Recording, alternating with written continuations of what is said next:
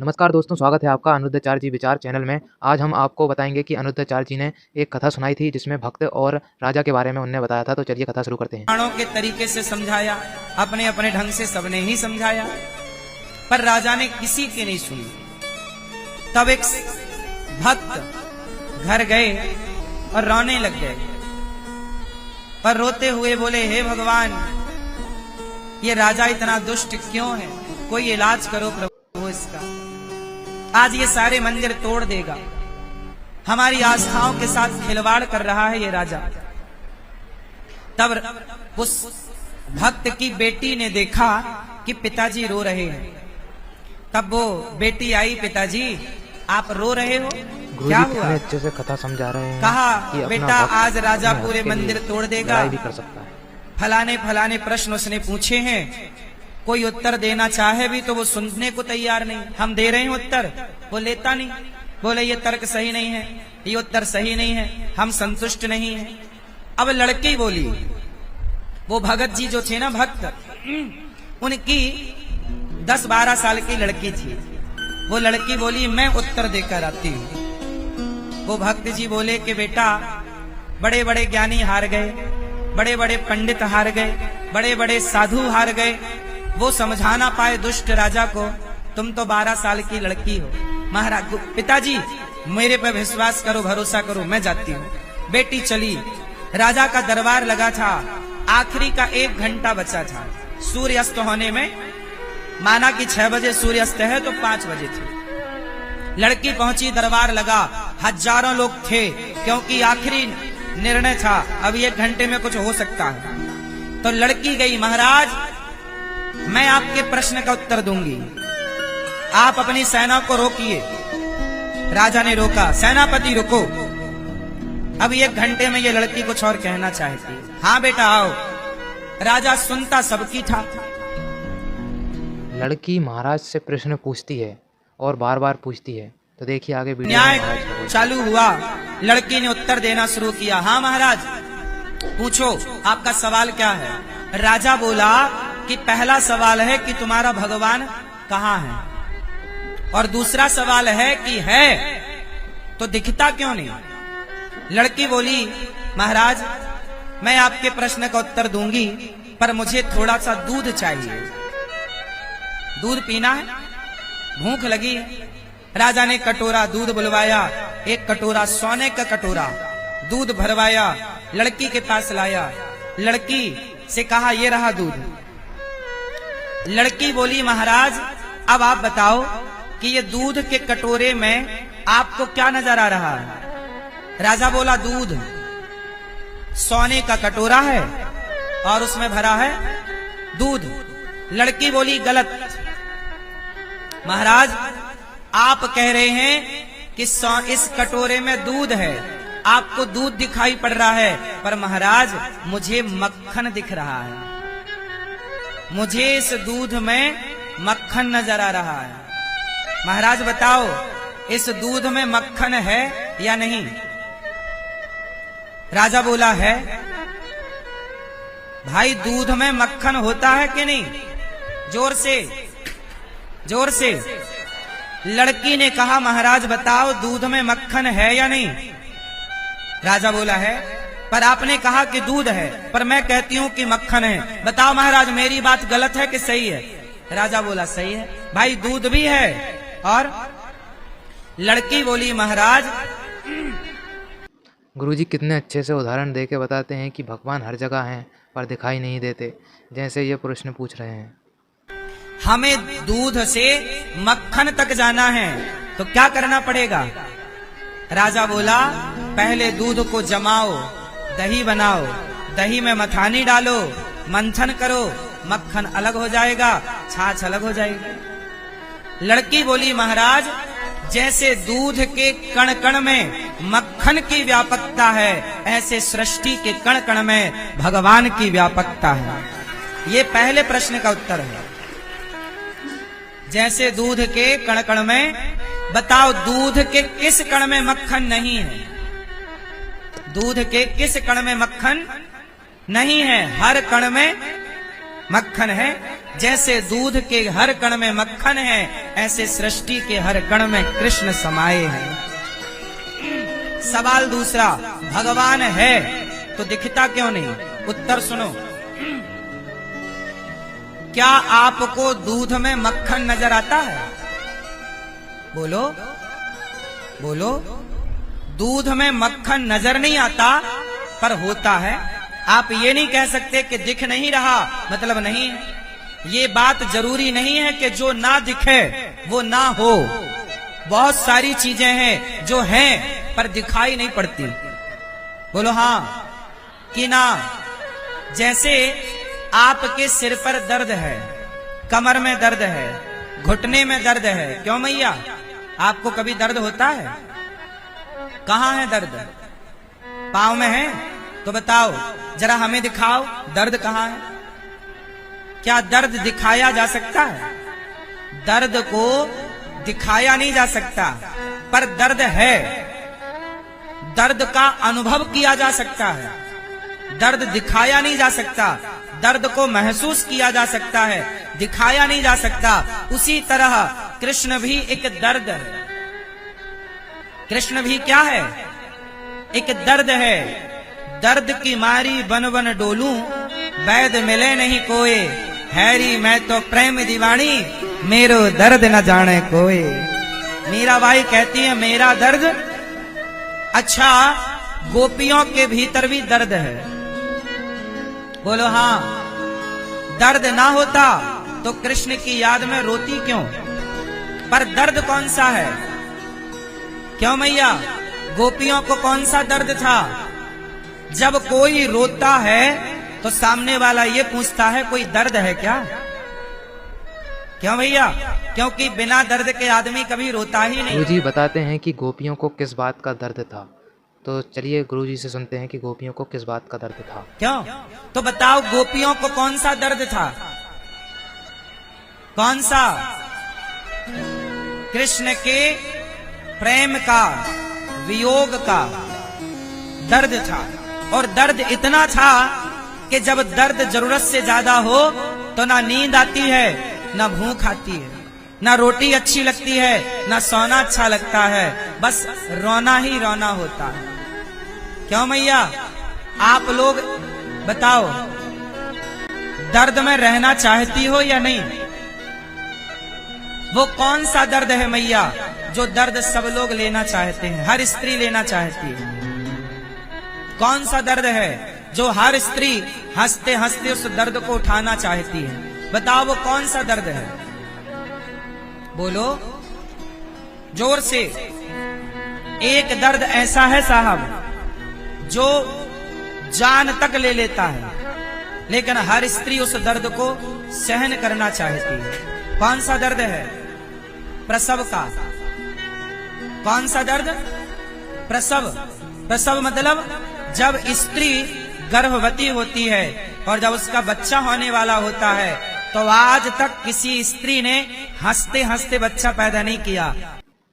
दोस्तों गुरुजी कितने अच्छे से समझा रहे हैं कि स्त्रियों में गर्भ अवस्था में उनको कितनी दिक्कत होती है।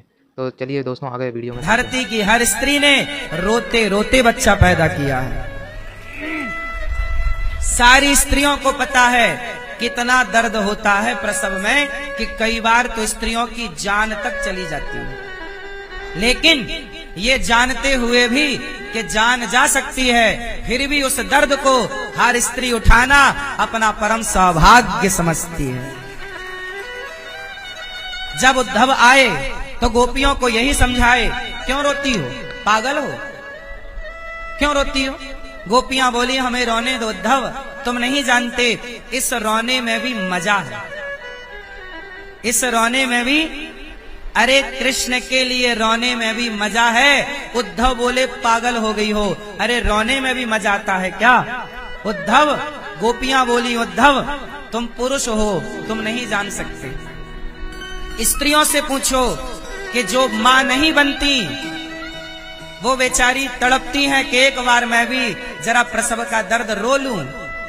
रोना चाहती हैं वो, और रोने को सौभाग्य समझती हैं। उद्धव जैसे बिना रोए बेटा नहीं मिलता, बिना रोए जब बेटा नहीं मिलता तो बिना रोए कृष्ण कैसे मिल जाएंगे? गुरुजी कितना अच्छा भजन सुनाते हैं, छोटा सा भजन। इसलिए कहा कन्हैया को एक रोज रो कर पुकारा, कन्हैया को एक रोज रो कर पुकारा, कृपा पात्र किस दिन बनूंगा तुम्हारा। कन्हैया को एक रोज रो कर पुकारा, कृपा पात्र किस दिन बनूंगा तुम्हारा। मेरे साथ होता है प्रतिक्षण तमाशा, है आंखों में आंसू हृदय में निराशा। कई जन्मों से पथ पे पलकें बिछाई, न पूरी हुई एक भी दिल की आशा। सुलगती विरह की करो आग ठंडी, भटकती लहर को दिखा दो किनारा। कन्हैया को एक रोज रो कर पुकारा, कृपा पात्र किस दिन बनूंगा तुम्हारा। अच्छा एक बात बताएं, भगवान के लिए रोना ही सबसे बड़ी भक्ति है। बैठो। भगवान के लिए क्या करना? भगवान को क्या चढ़ाएं? फूल चढ़ाएं, नारियल चढ़ाएं, मिठाई चढ़ाएं, इसकी जरूरत नहीं है। क्या चढ़ाओ? क्या चढ़ाओ? नेत्रों का जल। कभी बैठो और गोविंद की याद में गोपियों की तरह रो। अरे गोपियां कौन सी पूजा करती थी कन्हैया की बताओ? जल चढ़ाती थी, तुलसी चढ़ाती थी, मिठाई चढ़ाती थी, फूलों की हार चढ़ाती थी। गोपियां तो गालियां देती थी। मधुप कितब बंधो मास प्रशांघ्रिम सपत्न्या। एक कितब, गोपियां क्या बोलती हैं? मधुप कितब बंधो। कितब बोलते हैं कपटी को। एक कपटी। गोपियां कृष्ण को क्या बोलती हैं? तू कपटी है। तू क्या है? कपटी। बोल रही हैं कपटी, पर उसी कपटी की याद में रो रही हैं। अब बताओ, कहां गोपियां फूल चढ़ाती हैं? कहां गोपियां कन्हैया की हाथ जोड़ की स्तुति करती हैं? कान पकड़वा के उठक बैठक लगवाती हैं कन्हैया से। बोलो हाँ। एक बात बताओ मेरी माँ, भगवान की भक्ति कहते किसे हैं आप लोगों के हिसाब से? आप लोग ना उलझ गए। और उलझ गए किसमें? फॉर्मेलिटी में, औपचारिकता में। भगवान को आप 56 भोग लगाते हैं, लगाओ, बुरा नहीं है। फूल चढ़ाते हैं, चढ़ाओ, बुरा नहीं है। पर भगवान ने कब कहा कि ये सब मुझे चाहिए? पत्रम पुष्पम फलम तोयम यो में भक्त्या प्रयच्छति। गीता में कहा कि मुझे पत्ता चाहिए। कौन सा? कौन सा पत्ता? तुलसी। तुम क्या तुलसी चढ़ाओगे? तुलसी तो ऑलरेडी चढ़ी है। क्यों? तुलसी तो ऑलरेडी भगवान की पत्नी है। तुम्हारे चढ़ाए चढ़ेगी क्या? वो तो ऑलरेडी चढ़ी है। क्या भैया? 4 पहर 24 घड़ी ठाकुर पर ठाकुरानी चढ़ी। तुलसी तो ऑलरेडी चढ़ी है, तुम्हारे चढ़ाए चढ़ेगी क्या? फिर अरे भैया, भगवान को तुलसी बाद में चढ़ाना। तुम ना चढ़ाओगे तो भी वो तुलसी के बिना रहते नहीं है। वो पत्नी है उनकी, वृंदा भगवान की पत्नी है। क्या चढ़ाओ? इसलिए गोपियां क्या चढ़ाती थी भगवान को? गोपियां क्या चढ़ाती थी? गोपियां जब उद्धव आए और चिट्ठी पकड़ाई के लो ये कन्हैया ने चिट्ठी दी। गोपियों ने चिट्ठी पकड़ी और एक ने फाड़ा, दूसरी ने छीना, तीसरी ने छीना। एक पत्रिका के 10, 50, 100 टुकड़े हो गए। गोपी उसे आंखों से लगाए, चिंदी वो कागज का टुकड़ा छाती से लगाए, चुम्बन करे। उद्धव बोले, पगली कम से कम पढ़ तो लिया होता कि लिखा क्या है। गोपियां बोली, हम तो कृष्ण को पढ़ चुके हैं, उसकी चिट्ठी पढ़ने की जरूरत नहीं है हमें। गुरु जी कितने अच्छे से बता रहे हैं कि तो भगवान की गोपियां, तुलसी जी कितनी प्यारी उद्धव जी कहते हैं कि कृष्ण ने आपके लिए चिट्ठी पहुंचाई, अब हम वापस जा रहे हैं तो कुछ आप भी हमें पहुंचा दो। हम कृष्ण को बताएंगे कि गोपियों ने ये पहुंचाया है। चलो बताओ सब लोग। ए पीली मैया बैठो मेरी माँ, ओ लाल बहन काहे खड़ी हो बेटा, बैठ जाओ, तुम बहुत देर से खड़ी हो, बैठ जाओ, बैठो मेरी बहन, खड़े होने की जगह है तो बैठने की भी मिल जाएगी, तुम खड़ी हो घंटे भर से, बैठो, नहीं बैठोगी। सुनो, जब भगवान ने गोपियों के लिए क्या भेजा, पत्र भेजा, क्या भेजा, पत्र। तो बताओ गोपियों ने उद्धव के साथ क्या भेजा था, क्या भेजा था,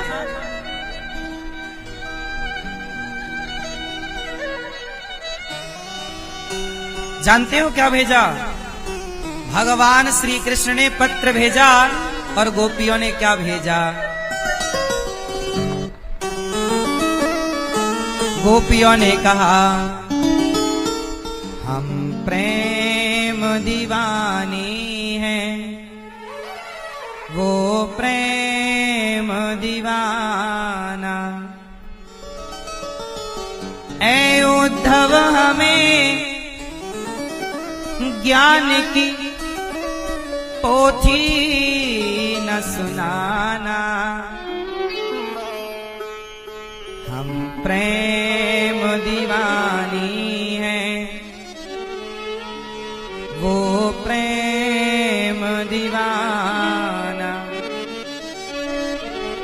उद्धव इन असुवन को, देखो भगवान चिट्ठी भेज रहे हैं और गोपियां उद्धव इन असुवन को हरिसन मुख ले जाओ, पूछे हरि कुशल तो चरणों में दियो चढ़ाओ।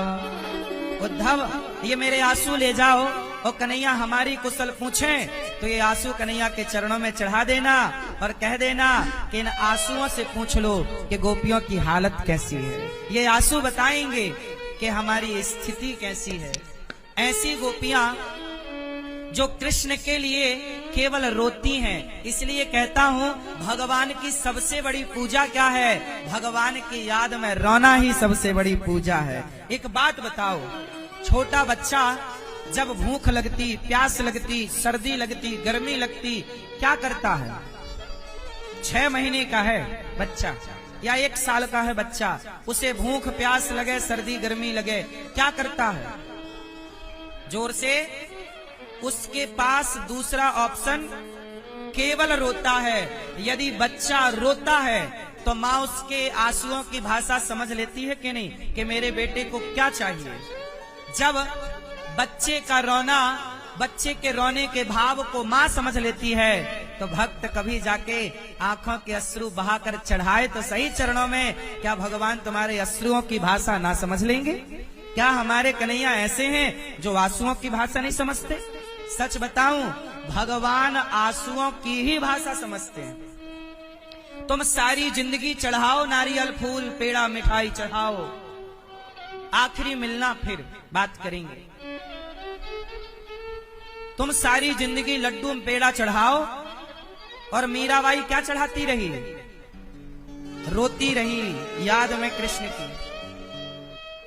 जब उसके ससुर ने अत्याचार किया तो द्वारिका चली गई मीराबाई आखिरी, और द्वारिका में रोने लग गई, द्वारिकाधीश के आगे, श्री कृष्ण के आगे।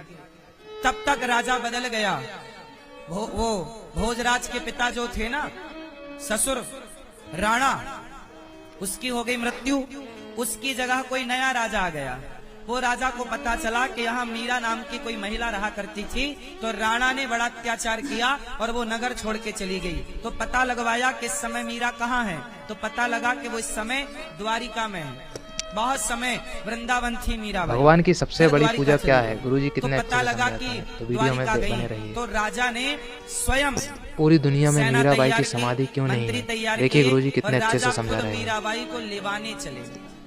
और मीराबाई गुरुजी के अपने चरणों में भक्तों से हाथ कितने मिलती अच्छे से जोड़ी। पूछते हैं मीराबाई, कि आपके भगवान राजा क्या ने करते बड़ा हैं, अपराध किया, तो भक्त आपकी बता नहीं भक्ति पाते तो वो गुरुजी समझ नहीं समझाते पाया, हैं। देखिए हमें गुरुजी क्षमा क्या करो, बोलते हैं। हम आपका खूब सम्मान करेंगे, आपके कन्हैया का मंदिर बनाएंगे, आप हमारे राज्य का त्याग ना करो, चलो।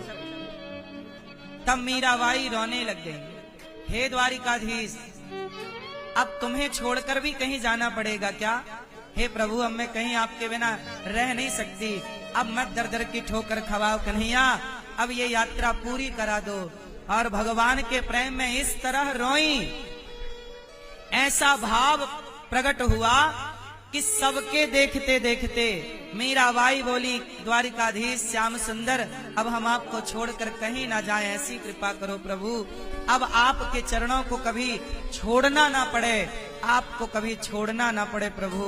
राजा कितना भी अच्छा है, पर मुझे अपने कृष्ण को छोड़कर कहीं नहीं जाना। जब वो आर्त भाव में रोई कि प्रभु अब स्वीकार कर लो, अब तो बुढ़ापा आ गया, अब तो आंख काम नहीं करती, पता नहीं कितने दिनों बाद कब अंधी हो जाऊं तो तुम्हारा दर्शन छूट जाए, पता नहीं कब लंगड़ी हो जाऊं तुम्हारा दर्शन छूट जाए, पता नहीं तुम कब हाथ से अपाहिज हो जाऊं, कब तुम्हारी सेवा छूट जाए। हे प्रभु, कोई अपराध है तो क्षमा करो, हमें स्वीकार कर लो। ये दासी, ये मीरा अपने आप को आपके श्री चरणों में समर्पित करती है। जब ये भाव प्रकट किया और रोई तो द्वारिकाधीश का मुख खुला और पूरी की पूरी मीरा सजीव द्वारिकाधीश के मुख में जाकर के, हृदय में जाकर प्रवेश कर गई। पूरी मीरा जब समाई तो उनके साड़ी का पल्लू रह गया। राजा दौड़ा, जो लेने आया, मीरा रुक जाओ, वो साड़ी का पल्लू खींचने लगा, खींचने लगा, साड़ी का पल्लू बाहर आ गया और मीरा द्वारिकाधीश के भीतर चली गई। आज कहीं मीराबाई की समाधि नहीं है, क्योंकि मीरा भगवान के भीतर चली गई। क्यों? फूल चढ़ा के गई क्या? नारियल चढ़ा के गई क्या? मेरी माँ, भगवान को आंसू चढ़ाओ, भगवान की याद में रो। छोटा बच्चा रोता है तो माँ दौड़ कर आ जाती है, भक्त रोकर पुकारेगा तो भगवान नहीं आ जाएगा। बस भगवान कहाँ है? जैसे दूध के कण-कण में मक्खन, दिखाई क्यों नहीं पड़ता? जैसे दर्द है पर दर्द दिखाई नहीं पड़ता, उसी तरह भगवान है, दिखाई नहीं पड़ते। बस प्रेमी उन्हें देख सकता है, समझ सकता है। जिसे दर्द है, कहते ना, जिसके पांव में विमाई फटी ही नहीं, वो पीर पराई क्या जाने, और जिसने बेटी को जन्म दिया ही नहीं, वो बेटी की विदाई क्या जाने। कुछ दर्द ऐसे हैं जो सब नहीं जानते। प्रसव की पीड़ा का दर्द पुरुष नहीं जानता, स्त्री ही जानती है। ऐसे ही भगवान के विरह का कष्ट ये भक्त ही जान सकता है, हम जैसे पापी कैसे जानेंगे। इसलिए भगवान दर्द की तरह है। वो लड़की कह रही है, राजन भगवान है पर दिखाई नहीं पड़ते, अनुभव करोगे, भक्ति करोगे तो। तीसरा सवाल क्या था तुम्हारा? राजा ने कहा, ये बताओ तुम्हारे भगवान इस समय किस तरफ देख रहे हैं? राजा ने कहा, कहां देख रहे हैं? इस तरफ की, इस पूरब के, पश्चिम के, उत्तर की, दक्षिण, कहां? तब लड़की बोली, महाराज एक दीपक बुलवाओ। दीपक जलवाया। राजा से कहा, बताओ ये दीपक किस ओर देख रहा है? राजा बोला, चारों ओर। मीरा वो लड़की बोली, महाराज जब दिया चारों तरफ देख सकता है तो इस दीपक में प्रकाश भरने वाला भगवान चारों ओर नहीं देख सकता? वो भगवान एक टाइम पर आपको भी देख लेता है, मुझे भी देख लेता है। चींटी पांव में घुंघरू बांधकर चले तो साहिब के कानों में पहुंच जाती है आवाज। इतना अणोर अणियान, महतो महियान, छोटा से छोटा, बड़ा सा बड़ा, ये भगवान की भगवत्ता है। और सुनो सवाल चौथा, ये बताओ तुम्हारे भगवान करते क्या हैं? चलो ये सवाल आप लोग ही बताओ उत्तर। आपके भगवान क्या करते हैं? क्यों मैया? मैया ओ मेरी माँ, भगवान क्या करते हैं?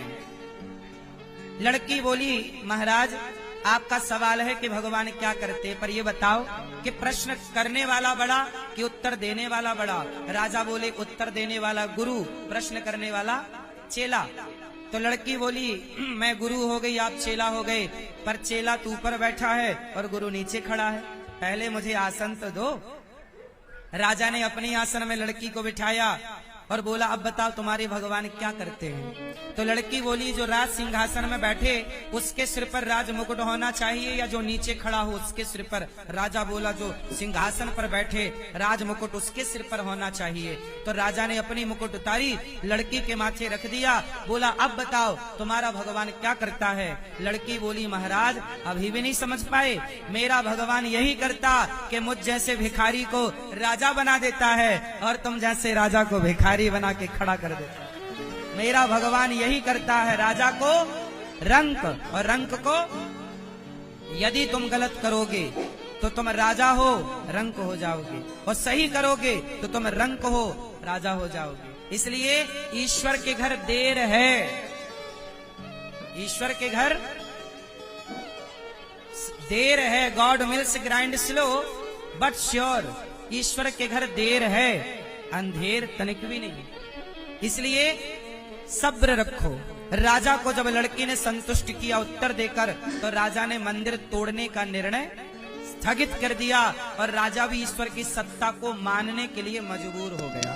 जो लोग कहते हैं मैं ईश्वर को नहीं मानता, मैं आपको एक बात बता दूं, जो कहता है कि मैं ईश्वर को नहीं मानता, ऐसा हो ही नहीं सकता कि वो ईश्वर को ना मानता हो। वो मानता है पर मानने को तैयार नहीं है। ईश्वर की सत्ता, चलो तुम कहते हो ना मैं ईश्वर को नहीं मानता, तो एक बात बताओ, क्या पानी के बिना रह सकते हो? हवा के बिना रह सकते हो? तो हमारे यहाँ तो यही है ना कि जल के रूप में भगवान, वायु के रूप में भगवान। मैंने भगवान शब्द की व्याख्या एक दिन की थी कि पंच तत्व को ईश्वर कहते हैं। फिर कौन कह सकता है कि मैं ईश्वर को नहीं मानता? कोई डायरेक्ट मानता है, कोई इनडायरेक्ट मानता, मानते सब। ईश्वर के बिना गुजारा किसी का नहीं। चलो ध्रुव जी महाराज तपस्या करने गए, नारद जी मिल गए, ओम नमो भगवते वासुदेवाय मंत्र दिया। 3 दिन में एक बार खाते, फिर 6 दिन में एक बार, 9 दिन में एक बार, ऐसे करते करते 5 महीना पूरा हो गया। 5वें महीने के आखिरी में, 6ठे महीने की शुरुआत में ध्रुव जी ने प्राण वायु रोकी और 5वें महीने के आखिरी में जब प्राण वायु रोकी तो ब्रह्मांड की वायु रुक गई। इंद्र घबराए, प्रभु कौन? भगवान बोले मेरा भक्त खड़ा है एक पांव से, तो जाकर दर्शन दो।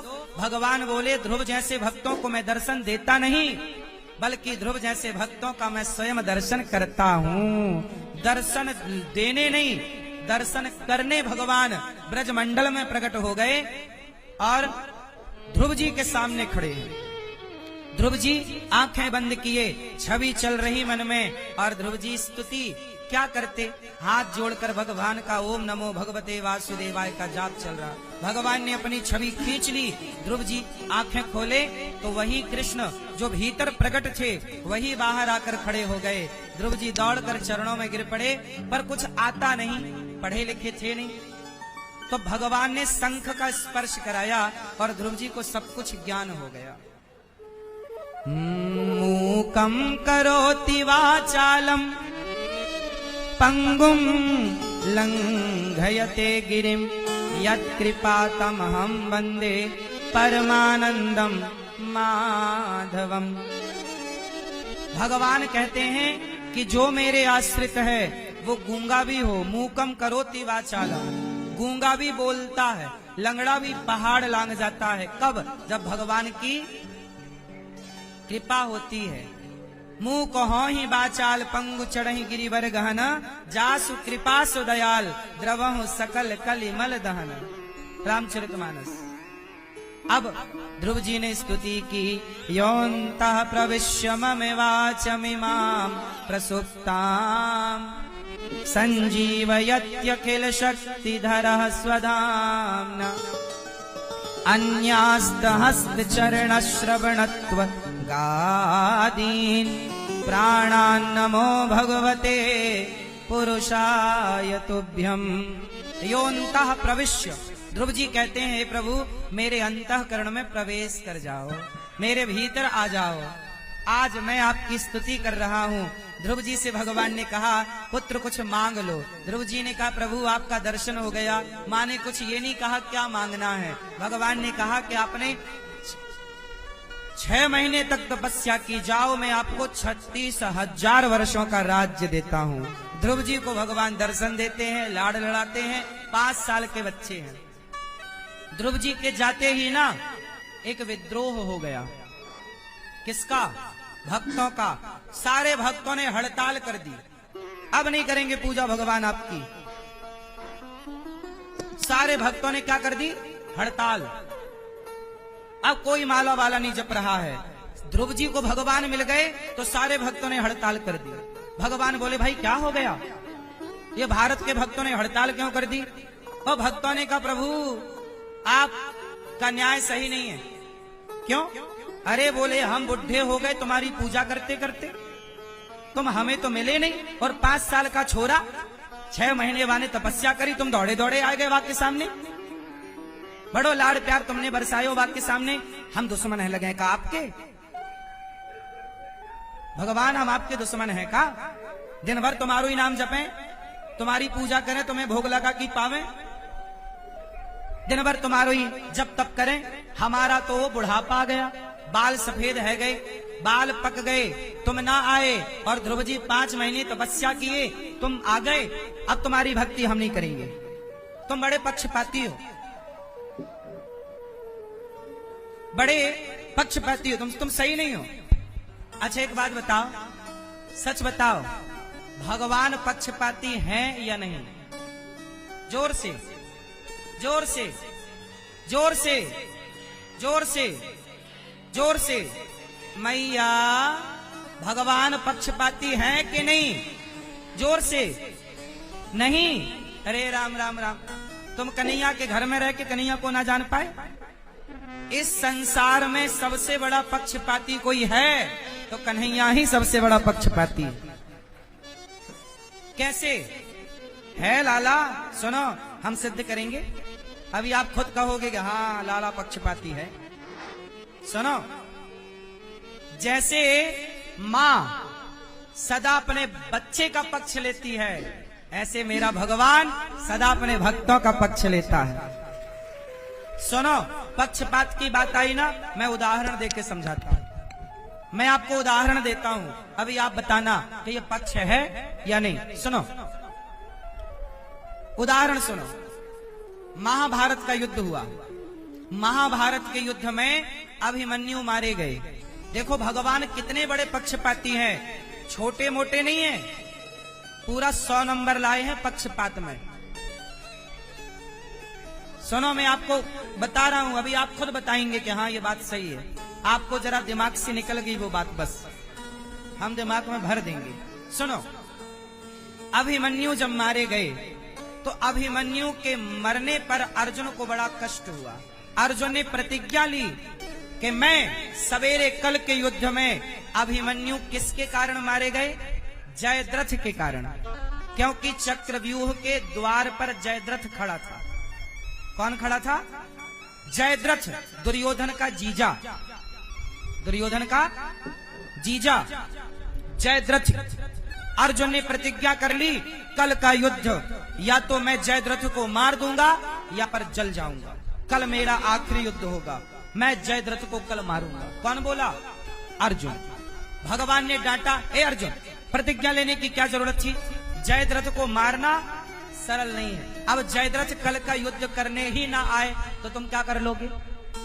और जयद्रथ भागने की तैयारी करने लग गया, तब उसे जैसे तैसे रोका, लेकिन इतनी सिक्योरिटी दी गई, गुरु द्रोणाचार्य को सौंप दिया गया कि आप इसकी रक्षा करेंगे। युद्ध चालू हुआ, दूसरे दिन का शंखनाद हुआ, युद्ध चालू हुआ, सवेरे से दोपहर हो गई, दोपहर से शाम हो गई, पर जयद्रथ का कहीं पता ही नहीं था, क्योंकि वो सिक्योरिटी में था। कई प्रकार की उसकी सुरक्षा भी गुरु द्रोणाचार्य ने बना रखी। पूरा युद्ध हो गया पर जयद्रथ कहीं नजर नहीं आया। अब तो अर्जुन का मरना तय, क्योंकि अर्जुन ने प्रतिज्ञा ली या तो मैं जयद्रथ को मारूंगा या तो मैं चिता पर जलकर समाप्त हो जाऊंगा। लो भैया, अब केवल 1 घंटा बचा। 1 घंटे में अर्जुन जयद्रथ तक पहुंच नहीं सकते, भगवान समझ गए। तब सुनो भगवान ने क्या किया, अब आप लोग बताओ। तब कन्हैया ने क्या किया था? तब कन्हैया ने अपनी माया से बादलों को बुलाया, सूर्य को ढकवाया, ऐसे ढकवाया जैसे सूर्य अस्त हो गया हो। ऐसा माहौल बनाया कि क्या हो गया, सूर्यास्त हो गया। सूर्यास्त हुआ तो शंखनाद हुआ, युद्ध विराम हो गया। चलो भैया, अब अर्जुन, दुर्योधन आया, चल चिता तैयार कर, मर। लकड़ी इकट्ठी की गई, दुर्योधन खड़ा हंस रहा है, अर्जुन चिता की ओर बढ़ रहे। जयद्रथ को लगा अब तो सूर्य अस्त ही हो गया, अब थोड़ी मरूंगा, अब तो अर्जुन की चिता तैयार हो रही है, अब तो मैं जाऊं जरा तमाशा देख कर आऊं। तो तमाशा देखने सारी सिक्योरिटी तोड़ता हुआ जयद्रथ आया और सामने आकर खड़ा हो गया। मुझे मारने चला, खुद देख कहां चला, चिता की तरफ।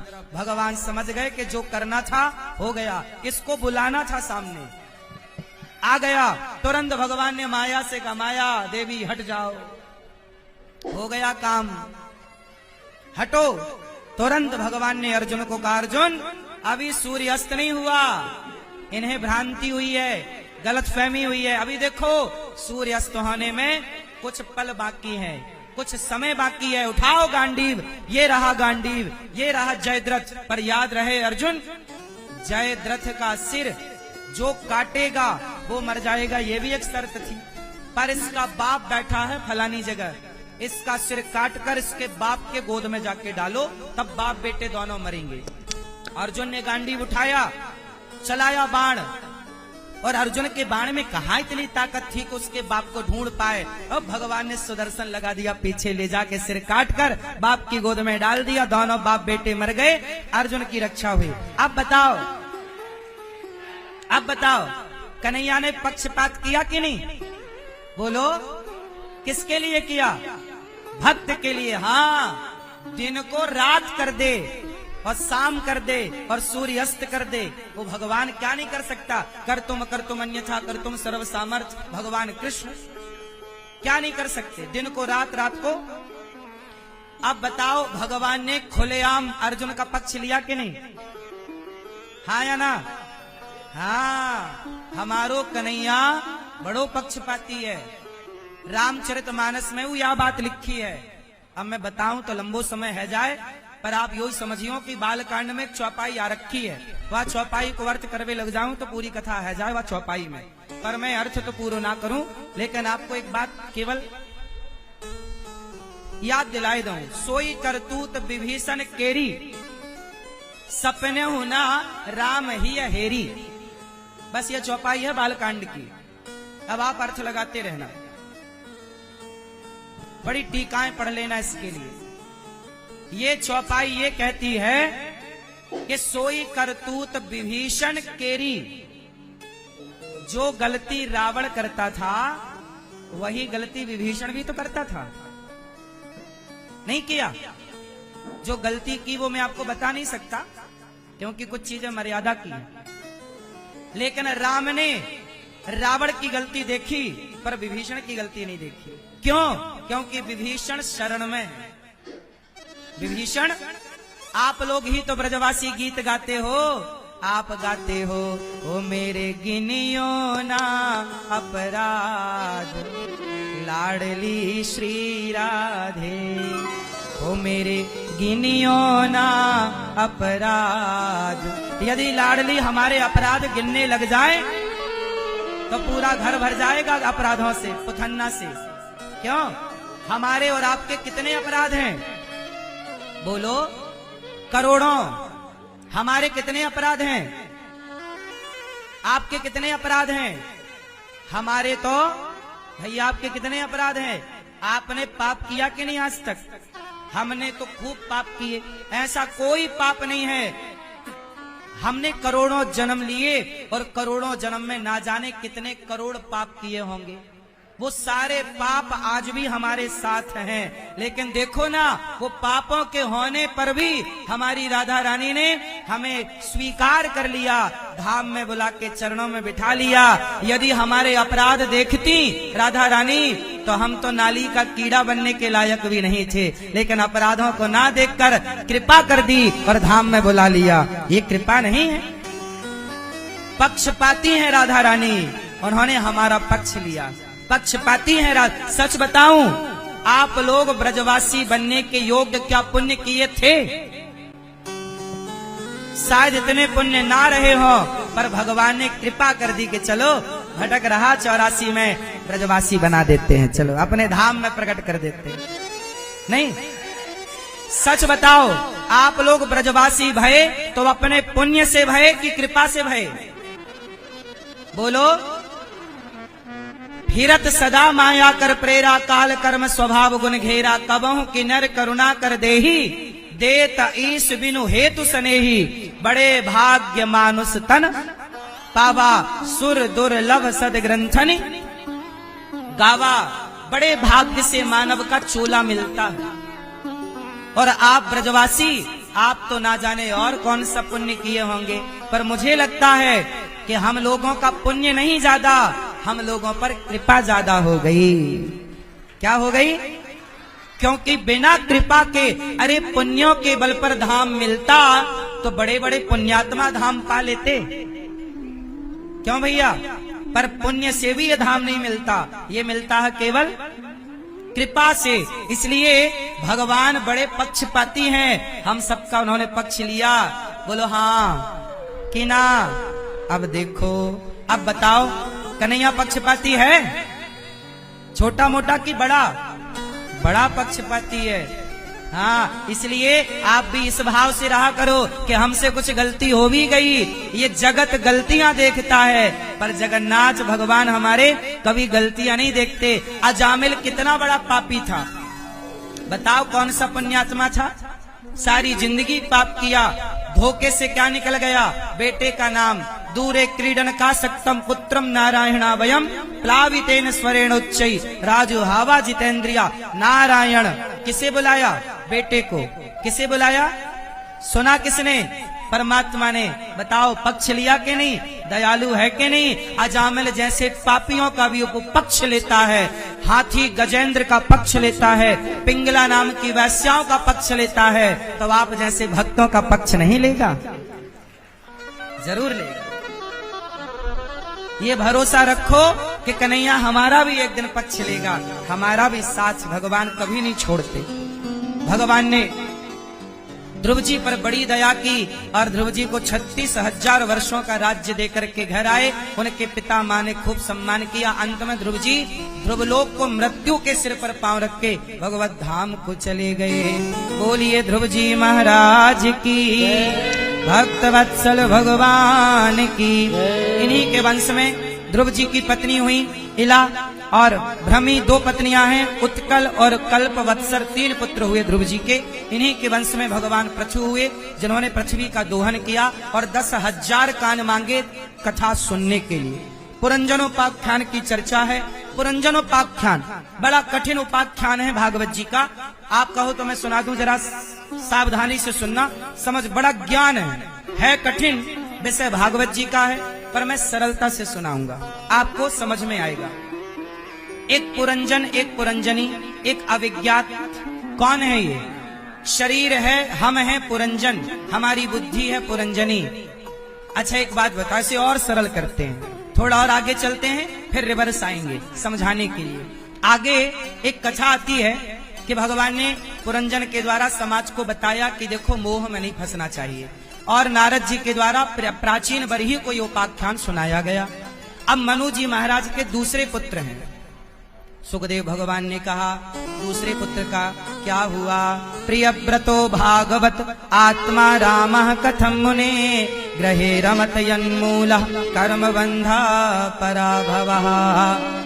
मनु जी महाराज के 2 बेटे, उत्तानपाद की कथा आपने सुनी, अब प्रियव्रत की सुनो।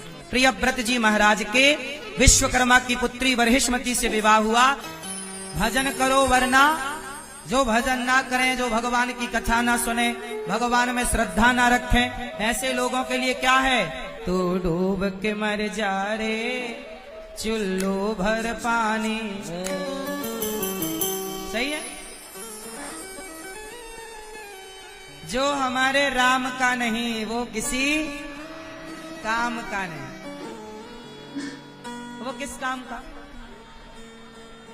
अच्छा, भरत जी के ज्ञान से, ऋषभदेव भगवान के ज्ञान से उनके 9 पुत्र योगेश्वर हो गए और भरत जी सब छोड़कर गंडकी नदी के तट पर चले गए। अब देखो गलती कहां होती है हम लोगों से। मैया चुप रहो मेरी माँ,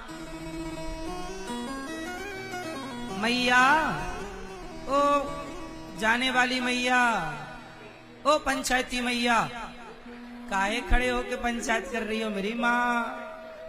बैठो मेरी माँ, कहां जा रही हो? सुनो, सारी बात बहुत ध्यान से सुनने की है। भरत जी जैसे ज्ञानी घर परिवार छोड़ के गए और भरत जैसे ज्ञानी का मन एक मृग में लग गया और भरत जी को क्या बनना पड़ा? ओ मोबाइल वाली मैया, चला लो मोबाइल। कहां? व्हाट्सएप पे चली गई। फिर पति परमेश्वर को याद करने लग गई। कहां हो? सुनो, भरत जी जैसे ज्ञानी जो सब छोड़कर गंडकी नदी के तट पर गए, उनका मन कहां लग गया? एक मृग के बच्चे में। और वो मृग का बच्चा जब मरा तो भरत जी उस मृग का चिंतन करते करते भरत जी मर गए। मतलब जब भरत जी मरे तो भरत जी उस मृग का चिंतन कर रहे थे, मेरा मृग मेरा मृग। अब भरत जी जब मर कर गए तो यमराज जी ने कहा कि आप मृग का चिंतन करते आए हैं, इसलिए आपको मृग की योनि में जाना पड़ेगा। अंते यामति सागति, जो व्यक्ति मरते समय जिसका चिंतन करता है उसकी वो गति होती है। तो बताओ आप लोग किसका चिंतन करते हैं? क्यों मैया, आप मरते समय किसका चिंतन करोगी? तो मरते समय ही करोगी कि अभी से स्टार्ट करोगी? अभी से स्टार्ट होगा तो मरते समय भगवान का याद स्मरण आएगा, मरते समय ही थोड़ी याद आएगा। इसलिए आप गलती ना करना, मरते समय सावधान, मरते समय। अच्छा ये बताओ मैया, आपके मरने से आपके घर वालों को कोई फर्क पड़ेगा? क्यों भैया, आपके मरने से आपके घर वालों को कोई फर्क पड़ना है? कुछ नहीं होता। लेकिन ये गलतफहमी लोग पाल लेते हैं कि मेरे बाद क्या होगा, सब बढ़िया होता है, आप तो आराम से मरो बिंदास, किसी का कोई काम नहीं रुकता भैया। व्यर्थ में ही आदमी ये टेंशन पालता है कि मेरे बाद क्या होगा, सब बढ़िया होता है। हम तो कहते हैं तुम अभी मर जाओ। कैसे मर जाओ? अब ध्यान से सुनो इसकी भी कथा। मरने का मतलब क्या है? पहले तो ये जानो कि मरने का मतलब क्या है। एक फुटबॉल थी, सारे लोग उसे लात से मार रहे थे। जब लात से मार रहे थे तो फुटबॉल एक साधु से बोली, महाराज कि हमें सब लात क्यों मारते हैं? तब संत जी ने कहा कि तेरे भीतर हवा भरी है, यदि तेरे भीतर हवा ना हो तो तुझे कोई ना मारे। तो आपको लातें क्यों पड़ती हैं? क्योंकि भीतर घमंड की हवा भरी हुई है, ये हवा निकल जाए। अब मैंने बोला कि मर जाओ। एक तोता था, तोता। एक दिन कथा चल रही थी तो साधु जी बता रहे थे संत जी कथा में कि जो कथा सुनता है मुक्त हो जाता है। जो कथा सुनता है वो, बोलो, मुक्त हो जाता है। तोता सुन के कथा बड़ा प्रसन्न हुआ कि भैया हमने तो सुन ली, अब हम मुक्त हो जाएंगे। वो सीताराम सीताराम बोलने लगा, तभी पीछे से एक आदमी आया और तोते को पकड़ लिया। तोते को पकड़ के ले गया, पिंजरे में डाल दिया। अब तोता पिंजरे के भीतर पड़ा पड़ा कहे, गुरुजी ने गलत कथा सुनाई। गुरुजी ने कहा था कि कथा सुनोगे, राम राम कहोगे तो मुक्त हो जाओगे। मैं तो राम राम बोला तो पिंजरे में आ गया, मतलब कथा गलत थी। अब एक दिन क्या हुआ कि वहां पर वही साधु जी आए जिन्होंने कथा सुनाई थी तोते को। तो तोता बोला, गुरुजी आपने गलत कथा सुनाई। गलत कहा। गुरुजी ने कहा क्या बोला? बोले आपने बोला था कि सीताराम जपो, मोक्ष पाओगे, मुक्त हो जाओगे। बोले मैं तो जपा, तो देखो पकड़ लिया किसी ने कि बढ़िया तोता है, राम राम जपता, पिंजरे में डाल दिया। मुझे तो बंधन मिल गया ना, मुझे क्या मिल गया? बंधन मिल गया। अब बताओ गुरुजी मैं क्या करूं? तब गुरुजी ने कहा कि तुझे मुक्त होना है। बोले हाँ, क्या करूं? तो संत जी बोले तोता एक काम कर, तू मर जा। तोता बोला गुरुजी मर जाऊंगा तो मुक्त तो फिर कौन देखा कि होगा कि नहीं? अरे संत जी बोले असली का नहीं मरना, झूठ मूठ का मर जा। आज जब तेरा मालिक तुझे दाना पानी देने आए तो दोनों पांव ऊपर करके तू गर्दन लटका लेना, मालिक को ऐसा लगेगी तू। अब तोते ने वैसे ही किया, तोते ने वैसे ही किया। सवेरे सवेरे मालिक दाना पानी देने आया तो तोता मरा, मतलब गर्दन लटकी, पांव ऊपर। मालिक को लगा कि तोता मर गया, पिंजरे से निकाला और जैसे ही निकाला तोता फुर्र से उड़ गया और ऊपर जाके बोला गुरुजी ने सही बोला कि राम राम तो जपोगे तो मुक्ति मिलेगी, पर एक काम और करना पड़ेगा, जगत के लिए मरना पड़ेगा, जगन्नाथ के लिए जिंदा रहना पड़ेगा। जब तक जगत के लिए मरोगे नहीं, क्योंकि जब तक जिंदा रहोगे तुम गधे की तरफ फिरते रहोगे। जब तक जिंदा रहोगे तो गधे की तरह काम करते रहो। सारी जिंदगी तुम्हारी जरूरतें पूरी ना होंगी, कामनाएं पूरी ना होंगी, इन्हीं को पूरा करते करते आप पूरे हो जाएंगे, आप पूरे हो जाएंगे, पर आपकी कामनाएं पूरी। चलो बताओ, रावण के सिर कितने थे? रावण के सिर कितने? कौन? कितने? 10। अब जरा बताओ कि रावण के 10 सर थे तो रावण मंजन कैसे करता रहा होगा? पहले यहां वाले मुंह पे दांत, पर ये वाला कैसा कठिन काम रहा, क्यों? अच्छा, रावण जब 10 सिर थे तो करवट कैसे लेता रहा होगा? चित्त पड़ता होगा ऐसे, क्यों?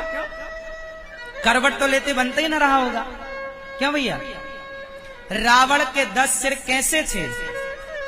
ऐसे नहीं थे कि रावण सदा 10 सिर का था। 10 सिर का मतलब है रावण की इच्छाएं हमसे आपसे 10 गुनी ज्यादा थी। रावण की कामनाएं हमसे 10 गुनी ज्यादा थी, इसलिए कहते हैं दशानन। आप लोग यदि ज्यादा कामना करेंगे तो आपके भी सिर ज्यादा हो जाएंगे। इसलिए कहता हूं, अपने उस मुख को कुचल दो, अपनी उस इच्छा को कुचल दो जो इच्छा आपको भगवान से दूर करती हो। उस इच्छा को मार दो। इसलिए कहता हूं मर जाओ। कैसे मर जाओ? जैसे तोता मर करके मुक्त हो गया।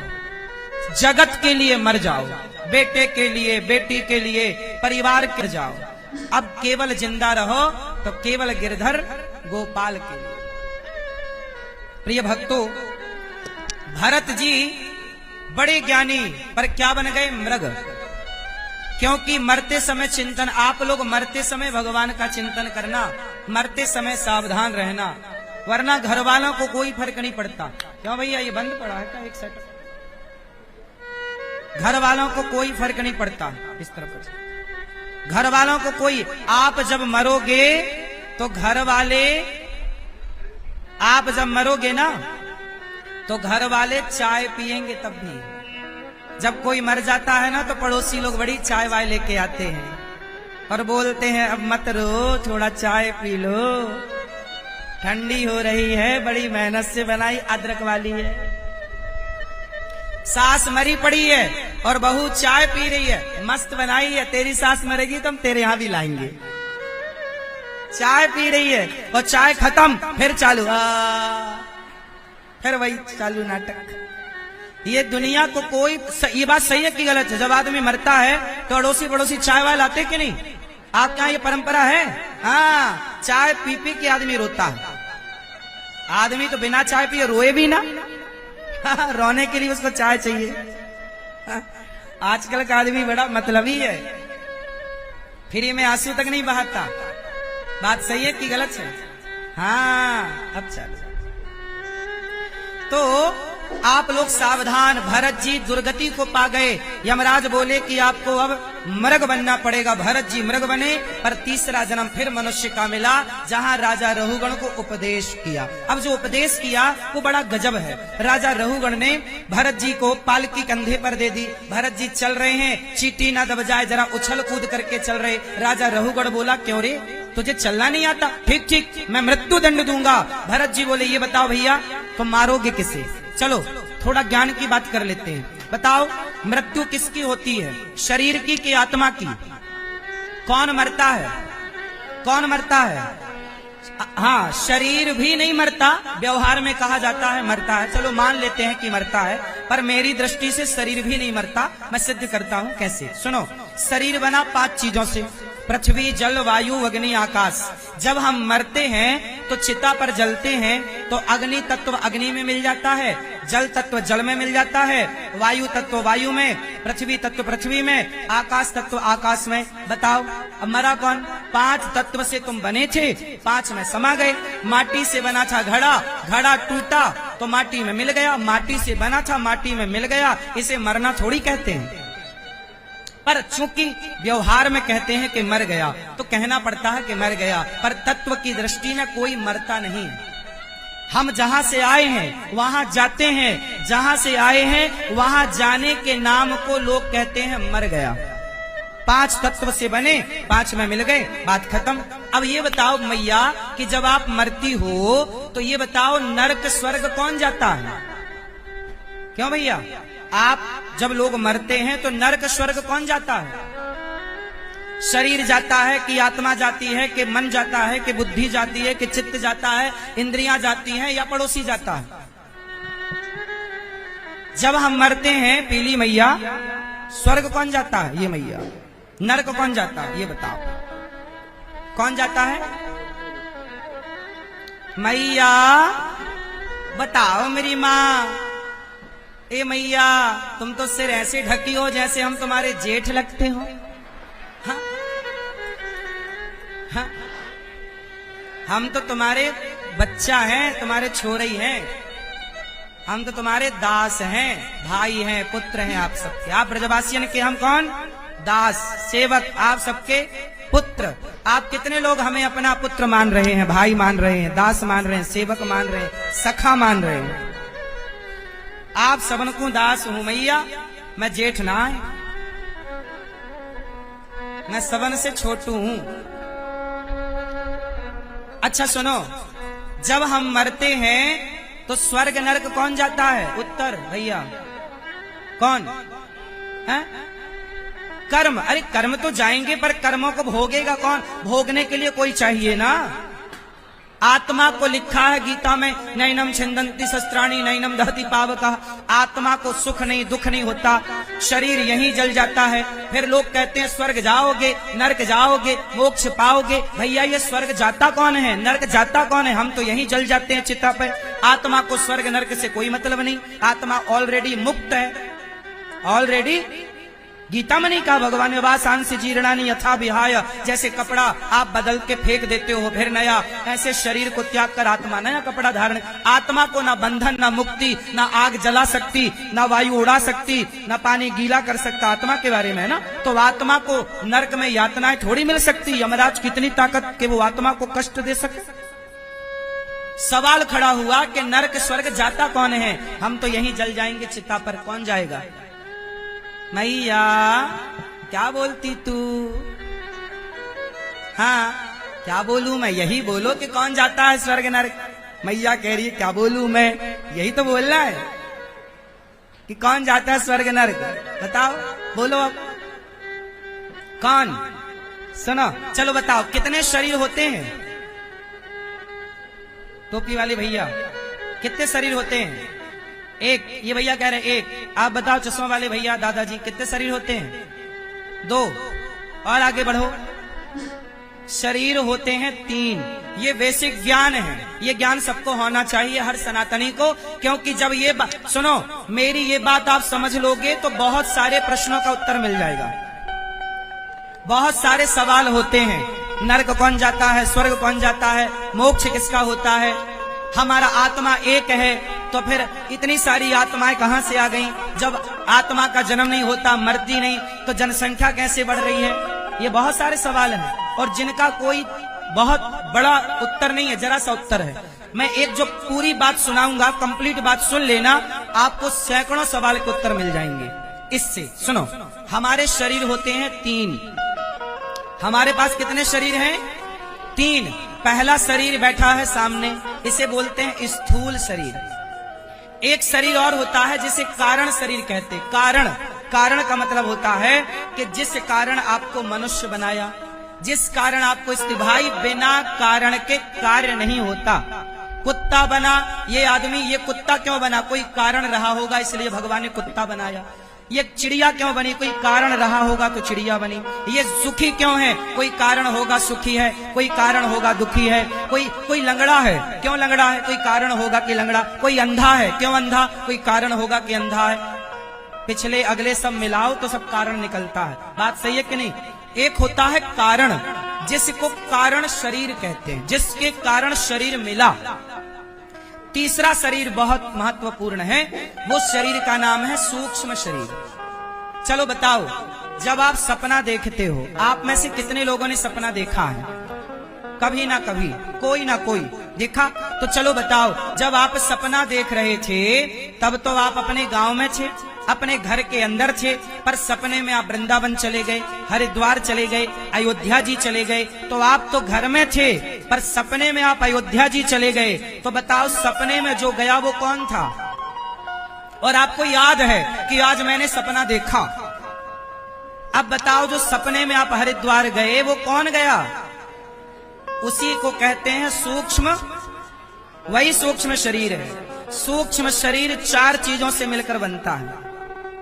सूक्ष्म शरीर कितनी चीजों से मिलकर बना? 4। हमारा ये शरीर कितनी चीजों से मिलकर बना? 5। स्थूल शरीर बना मैया 5 चीजों से, पृथ्वी, जल, वायु, अग्नि, आकाश। और सूक्ष्म शरीर जिससे हम सपना देखते हैं, वो शरीर 4 चीजों से मिलकर बनता है। बोलो मन, बोलो मन, बुद्धि, चित्त, अहंकार। इसे अंतःकरण चतुष्टय कहते हैं। ठीक है? इन चारों के समन्वय को सूक्ष्म शरीर कहते हैं। जब हम मरते हैं तो हमारा ये शरीर जलता है, पर जो सूक्ष्म शरीर होता है, जिससे हम सपना देखते हैं, यमदूत आते हैं, उसी शरीर को पकड़ करके ले जाते हैं और वही स्वर्ग और नरक का भोक्ता बनता है, वही जाता है उसी का। अब कबीरदास जी कहते हैं कि माया मरी ना मन मरा, मर मर गया शरीर, आशा तृष्णा ना मरी, कह गए दास कबीर।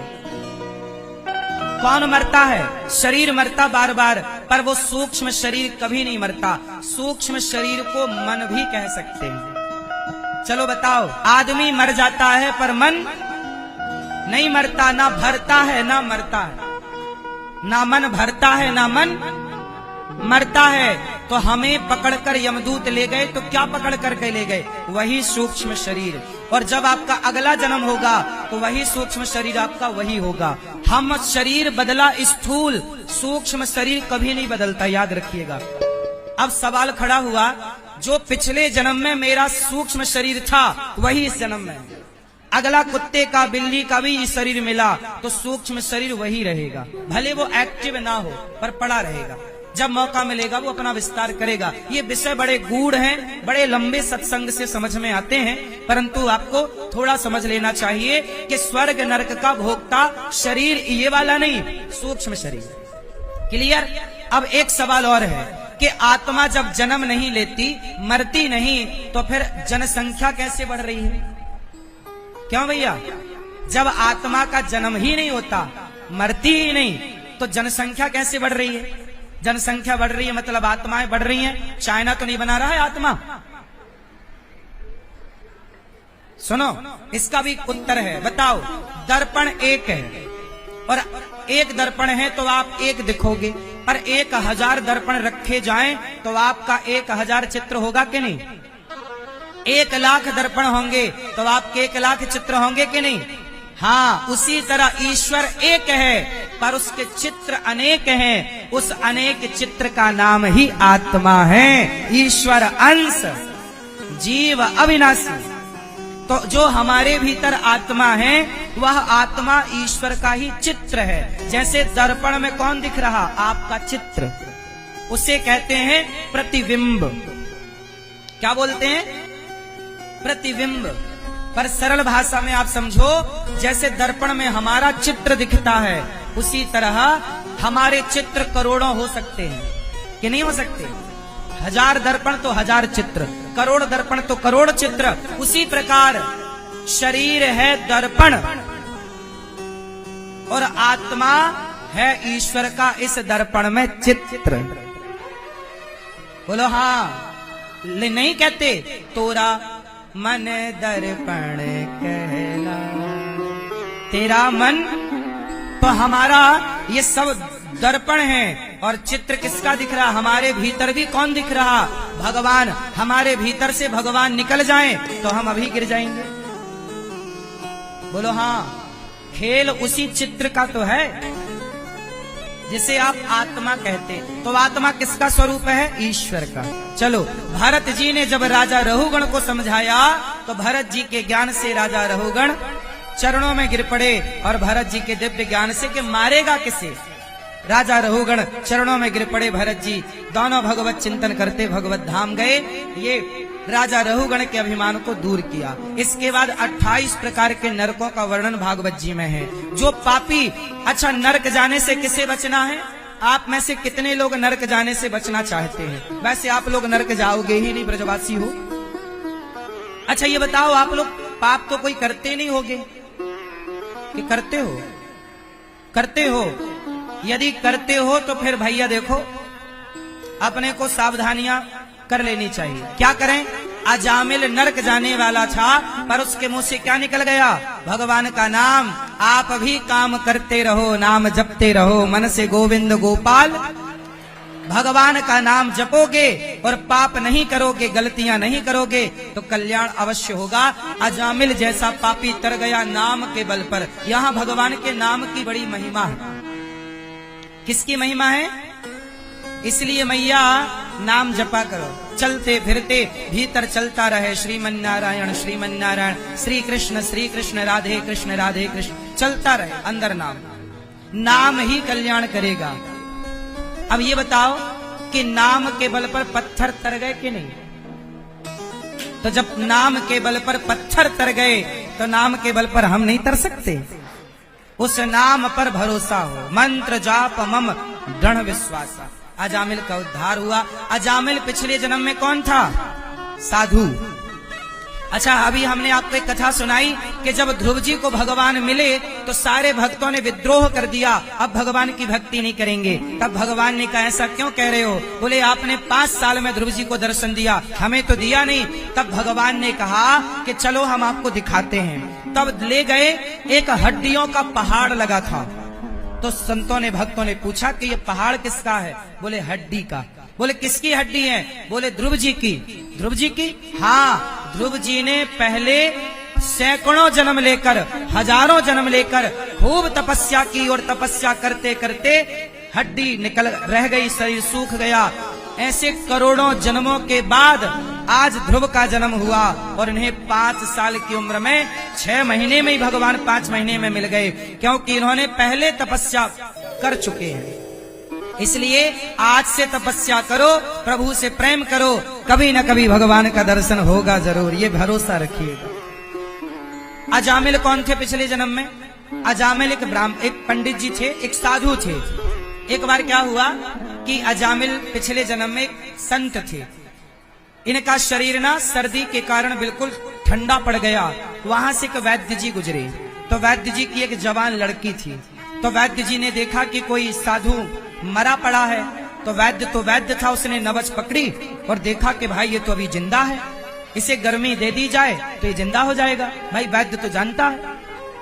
पर वैद्य ने कहा कि गर्मी कैसी दी जाए, आग की गर्मी तो लेट काम करेगी, तो क्या किया जाए, इसे देह की गर्मी दी जाए। जब छोटा बच्चा पैदा होता है तो माँ उसे अपनी छाती से क्यों चिपकाती है?